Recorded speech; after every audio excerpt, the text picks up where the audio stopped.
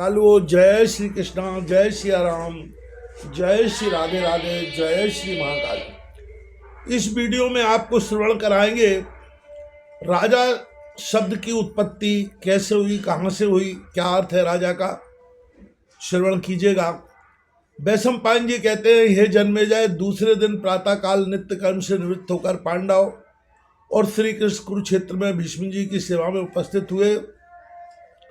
उन्होंने नारद आदि ऋषियों को प्रणाम किया और फिर परम तेजस्वी भीष्म जी का सत्कार करके धर्मराज ने हाथ जोड़कर पूछा, हे पितामह, इस राजा शब्द की उत्पत्ति कैसे हुई? राजा और मनुष्यों के समान होते हुए भी अकेला इस पृथ्वी का अधिकारी क्यों होता है? कृपया इस समस्या का समाधान करिए। भीष्म पितामह कहने लगे, हे राजन, एक समय ऐसा था जबकि ना कोई राज था, ना कोई राजा ही था। मानव समाज में परस्पर प्रेम का ऐसा अटूट संबंध था कि एक दूसरे की रक्षा करना परम धर्म समझते थे। किंतु कालांतर में मनुष्य की यह धर्म भावना नष्ट हो गई। शुद्ध प्रेम मय कपट की खटाई पड़ने से विकृत हो गया। स्वार्थ वृत्ति की प्रधानता हो गई। इस प्रकार मानव की मूल प्रकृति पर विकृति का आवरण पड़ गया। मर्यादा नष्ट हो गई तथा वेद लुप्त होने लगा। मानव लोक के इस ह्रास को देखकर देवताओं को बड़ा दुख हुआ।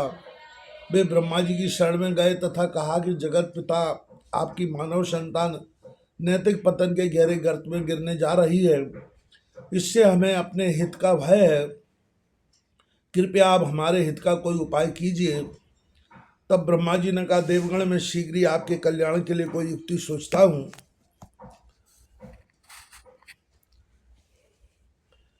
तत्पश्चात स्वयंभू ने त्रिवर्ग नाम का लक्ष्य अध्यायों का एक नीति ग्रंथ तैयार किया। उसमें धर्म, अर्थ, काम का विशद वर्णन किया गया। इस नीति शास्त्र की रचना के पश्चात मानव मृत्यु की मानव पुत्री सुनीता तथा अंग के संसर्ग से बैन का जन्म हुआ। बैन की दक्षिण भुजा से देवता और महर्षियों ने मंथन करके एक प्रतिभा संपन्न पुरुष को उत्पन्न किया तथा उसे अनियंत्रित मानव लोक का शासक बनाया। इसका नाम पृथु रखा गया। तब पृथु ने इस लोक में धर्म और मर्यादा के अंतर्गत प्रजारंजन किया, इसलिए वह राजा कहलाया। विप्र, गौ, पृथ्वी और धर्म क्षति से त्राण दिलाने के कारण वह क्षत्रिय कहलाया। और उसने ब्रह्मा जी के बनाए हुए नीति शास्त्र के अनुसार अस्त व्यस्त मानव समाज को एक सुव्यवस्थित प्रणाली में नियंत्रित किया। इस तरह से राजा का जो कॉन्सेप्ट है वो हमारे समक्ष उपस्थित हुआ।